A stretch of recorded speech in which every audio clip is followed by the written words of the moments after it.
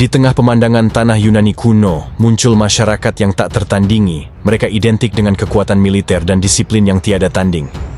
Selamat datang di dunia para Spartan, salah satu prajurit paling tangguh dalam sejarah. Sebuah masa di mana kekuatan dianggap hal yang paling utama.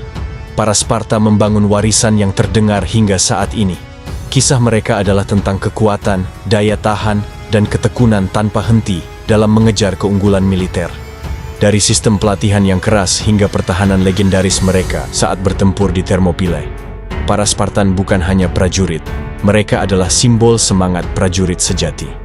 Namun, siapakah sebenarnya mereka dan apa yang mendorong mereka mencapai pencapaian tak tertandingi dalam pertempuran? Kita akan kembali ke sejarah untuk mengungkap kebenaran dan mitos Sparta, sebuah masyarakat di mana perang bukan sekadar cara untuk mencapai tujuan, tetapi gaya hidup. Halo semuanya, kembali lagi di channel Sini Gue Ceritain.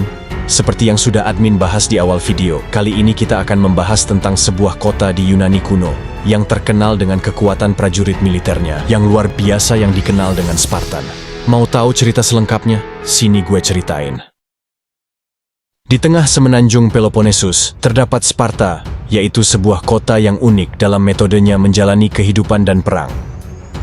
Berbeda dengan tetangga mereka di Athena yang artistik dan demokratis, para Spartan fokus hanya pada satu hal, yaitu menciptakan prajurit yang sempurna. Sejak dari usia 7 tahun, anak laki-laki Spartan akan dimasukkan ke Agoge, yaitu sebuah program pendidikan dan pelatihan yang ketat. Di lingkungan keras ini, mereka akan dibentuk menjadi seorang prajurit. Kekuatan fisik, daya tahan, dan disiplin adalah dasar pendidikan mereka. Para Spartan muda menjalani pelatihan fisik tanpa henti, termasuk lari, melompat, berenang, dan melempar lembing untuk mengembangkan kekuatan, ketangkasan, dan daya tahan mereka. Pelatihan tempur menjadi pusat Agoge, di mana anak-anak belajar bertempur dengan senjata seperti tombak dan pedang, serta terlibat dalam latihan pertempuran tangan kosong yang ketat. Kehidupan di Agoge sangat keras. Anak-anak hanya diberi pakaian yang minim untuk membiasakan mereka dengan kondisi cuaca yang ekstrem, dan makanan yang tidak mencukupi untuk mendorong mereka mengembangkan kecerdikan dengan mencuri apa yang mereka butuhkan. Namun, jika tertangkap saat mencuri, mereka tidak dihukum karena mencuri, tetapi karena tertangkap. Puncak dari pelatihan keras ini adalah ujian yang dikenal sebagai Krypteia, operasi rahasia di mana para Spartan muda dikirim keluar pada malam hari dengan tugas untuk bertahan hidup dengan keterampilan mereka. Bagian dari operasi rahasia ini melibatkan berburu dan membunuh Helot. Helot adalah penduduk asli Lakonia dan Messenia yang ditaklukkan oleh Sparta. Helot diwajibkan untuk bekerja di tanah milik Spartan, memberikan sebagian besar hasil panen kepada pemiliknya. Sementara mereka sendiri hanya mendapatkan bagian yang sangat kecil dari hasil tersebut. Bertahan dan berkembang melalui pelatihan di Agoge merupakan hak yang hanya diberikan kepada anak laki-laki Sparta. Ini sekaligus menjadi pemisah antara kelas sosial di masyarakat Sparta. Meskipun sistem ini kejam menurut standar modern, namun ini menjadi tulang punggung dominasi militer Spartan dan alasan dibalik reputasi mereka sebagai prajurit yang menakutkan. Masyarakat Spartan dibangun di atas sistem kelas sosial yang ketat. Di puncaknya adalah para prajurit Spartan, yaitu warga negara penuh yang dilatih untuk perang. Di bawah mereka adalah perioikoi yang menangani perdagangan dan manufaktur. Dan di bagian paling bawah adalah Helot yang bekerja di ladang. Ini membuat orang-orang Spartan bisa fokus sepenuhnya pada urusan militer. Fokus tanpa henti pada pelatihan militer menciptakan masyarakat yang tak ada duanya.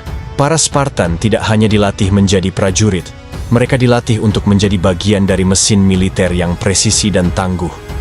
Strategi tempur utama mereka terletak pada formasi phalanx, inovasi taktis yang mengubah pasukan mereka menjadi kekuatan yang hampir tak terkalahkan.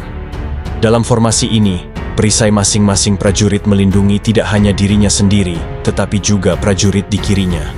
Kesatuan ini menciptakan tembok perisai dan tombak, yang dikombinasikan dengan disiplin dan hasil pelatihan para Spartan. Ini menjadikan mereka lawan yang menakutkan di medan perang. Sepanjang sejarah mereka, para Spartan terlibat dalam banyak pertempuran yang memamerkan kehebatan militer mereka. Prajurit hoplite Spartan dilengkapi untuk pertempuran jarak dekat. Senjata utama mereka disebut dori, yaitu tombak panjang yang digunakan secara efektif di barisan depan. Senjata ini didampingi oleh Sifos, yaitu pedang pendek untuk pertempuran jarak dekat. Mereka juga dilengkapi oleh baju besi dari perunggu dan perisai ikonik mereka yang disebut Hoplon. Mereka siap untuk kenyataan yang kejam di medan perang. Para Spartan juga terkenal dengan kecerdasan mereka dalam berkomunikasi yang lakonik, yaitu suatu gaya komunikasi yang tajam dan efisien seperti halnya dalam peperangan mereka. Kesingkatan dalam berbicara ini mencerminkan fokus mereka pada kesederhanaan dan efektivitas, kualitas yang sangat dihargai dalam masyarakat Spartan. Salah satu contoh terkenalnya adalah sebelum pertempuran Thermopylae. Ketika diberitahu bahwa panah para pemanah Persia begitu banyak sehingga akan menutupi sinar matahari, seorang prajurit Spartan dengan terkenal menjawab, "Maka kita akan bertempur di tempat yang teduh." Cocktail! You had to say it. What? Fight in the shade?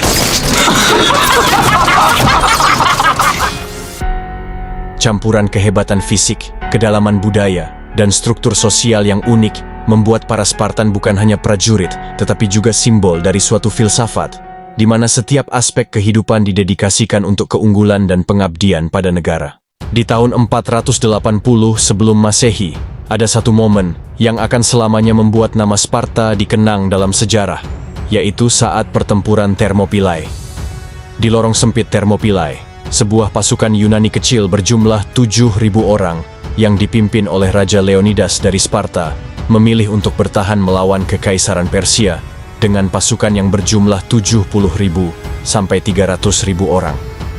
Di antara prajurit Yunani, ada 300 prajurit Spartan yang terlatih untuk pertempuran.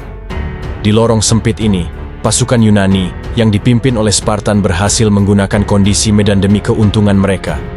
Formasi palang sangat cocok untuk medan perang yang sempit semacam ini. Selama 3 hari, Leonidas dan pasukannya menahan serangan Persia, bertempur dengan keahlian dan ketekunan yang membuat kagum lawan mereka.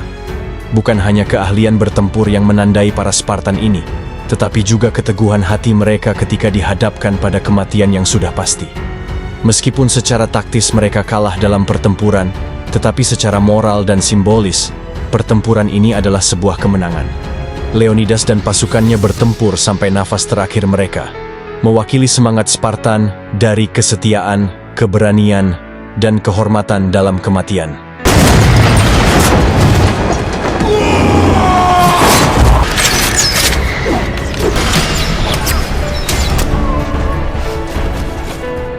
Pengorbanan mereka di Thermopylae menjadi semangat perjuangan bagi seluruh bangsa Yunani.